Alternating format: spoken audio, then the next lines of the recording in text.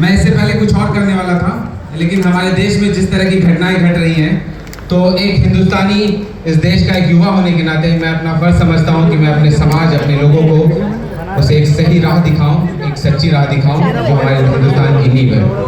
अभी हाल ही में हमारे देश पर बहुत ही क्षतिग्रस्त घटना हुई है, बहुत ही दुखपूर्ण घटना हुई है, जिससे मैं भी उतना ही छिन्न भिन्न, उतना ही दुख और शोक में डूबा हुआ हूँ।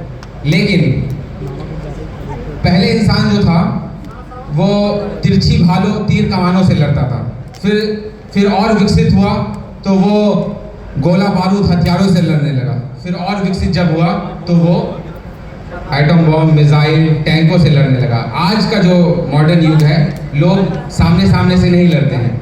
जो विकसित देश हैं वो इकोनॉमिकल वॉरफेयर करते हैं, जैसे किसी भी देश के ऊपर कोई भी टैरिफ लगाकर उसे मार देना।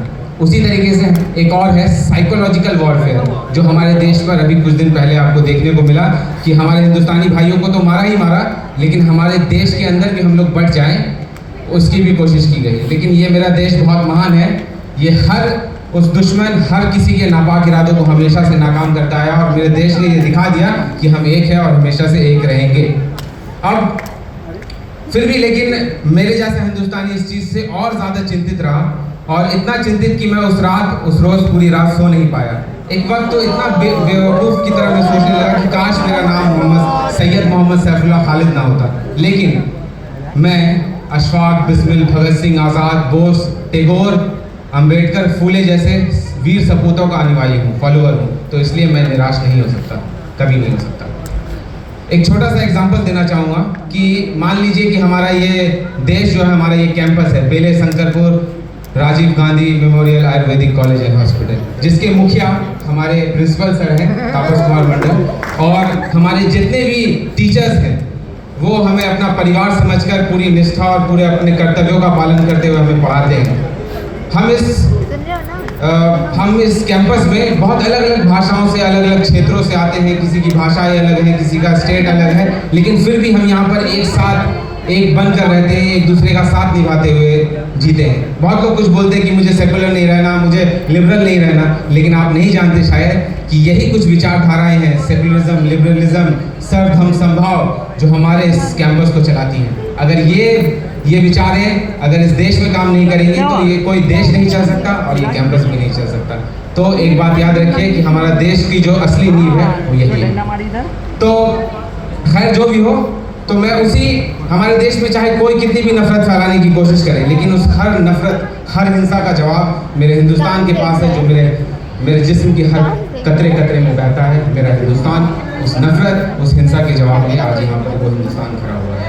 तो जिस तरह का हिंदुस्तान मैं जीता हूँ, मैं उस गंगा जमनी तहजीब की बीज हूँ। जिस तरीके से मैं अपनी ज़िंदगी को जीता आया हूँ, जिस तरीके से मेरे लोगों ने जिया है, तो मैं सिर्फ एक मुसलमान नहीं हूँ।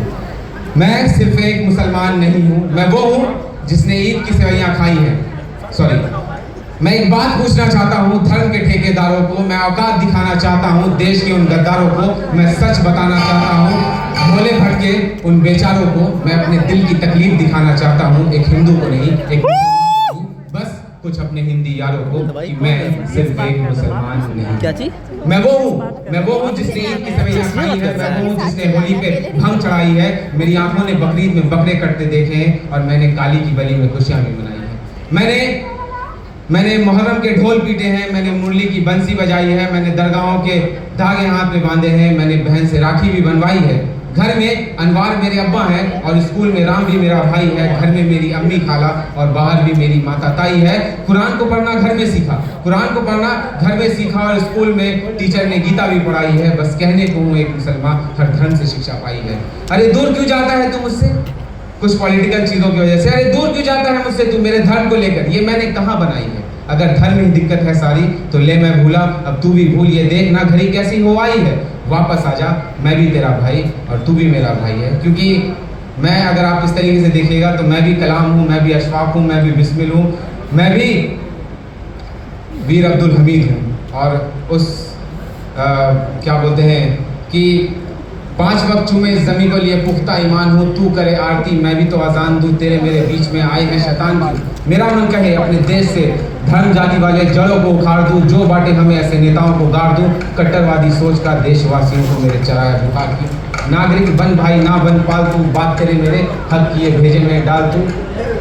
और इसी तरीके से अपनी बातों को रखते हुए एक और चीज आखिरी कहना चाहूँगा कि एक मेरा रैप है छोटा सा, आज़ादी किससे? आज़ादी हिंसा से, आज़ादी नफरत से, आज़ादी भेदभाव से, आज़ादी पक्षवाद से। तो उसी के लिए कि आज़ादी मेरा ख्वाब, आज़ादी मेरा ख्वाब पर आज़ाद ना आवाम, आज़ादी मेरा ख्वाब पर आज़ाद ना आवाम, जालिम है आज़ाद और आज़ादी है हराम।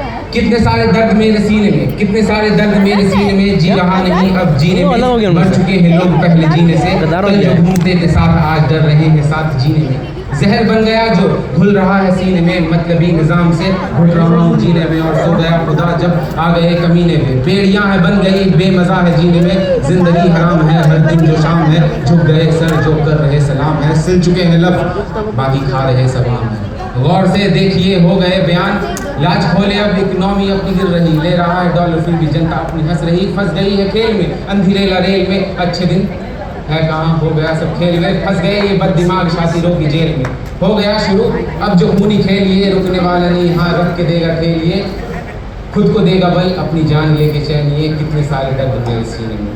तो इसी के साथ एक आखिरी मतलब अपना नगमा कि फिक्र जो नहीं तुम्हें वतन की, इसकी गवाही तुम्हारे खून से लिखी जाएगी, चैन से जाकर सो लो तुम, एक दिन तुम्हारी नींद चुराई जाएगी। बहुत बहुत धन्यवाद। जिंदाबाद, इनकलाब जिंदाबाद, इनकलाब जिंदाबाद।